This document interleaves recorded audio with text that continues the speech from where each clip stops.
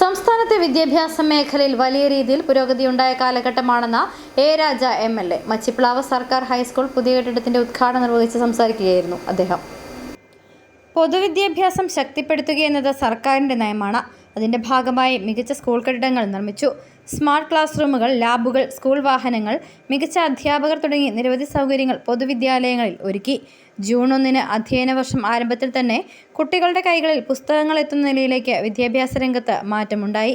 കഴിഞ്ഞ 10 വർഷത്തിനുള്ളിൽ 13 ലക്ഷം വിദ്യാർത്ഥികൾ പൊതുവിദ്യാലയങ്ങളിൽ പുതുതായി അഡ്മിഷൻ എടുത്തത് വിദ്യാഭ്യാസ രംഗത്തുണ്ടായ മാറ്റത്തിന്റെ പ്രതിഫലനമാണെന്നും MLA പറഞ്ഞു. മച്ചിപ്ലാവ് സ്കൂളിൽ ഓപ്പൺ ഓഡിറ്റോറിയത്തിന് 15 ലക്ഷം രൂപ അനുവദിച്ച് തുടർ നടപടി ആരംഭിച്ചതായും എ രാജ MLA പറഞ്ഞു.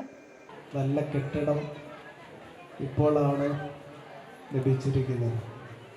200-ൽ പരം കുട്ടികൾ പഠിക്കുന്ന ഈ സ്കൂളിൽ നല്ല കെട്ടിടം വേണമെന്നുള്ളത് നമ്മളേവരുടെയും ആവശ്യമാണ്.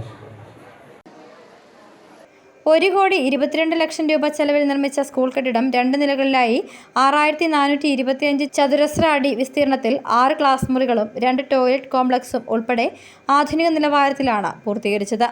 മച്ചിപ്ലാവ് സ്കൂൾ ഓഡിറ്റോറിയത്തിൽ നടന്ന യോഗത്തിൽ PTA പ്രസിഡന്റ് എൽദോസ് പൗലോസ് അധ്യക്ഷത വഹിച്ചു.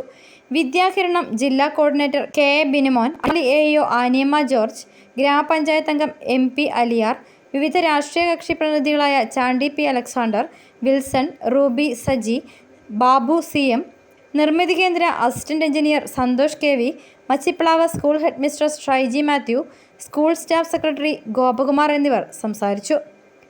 City Vision, Adimali.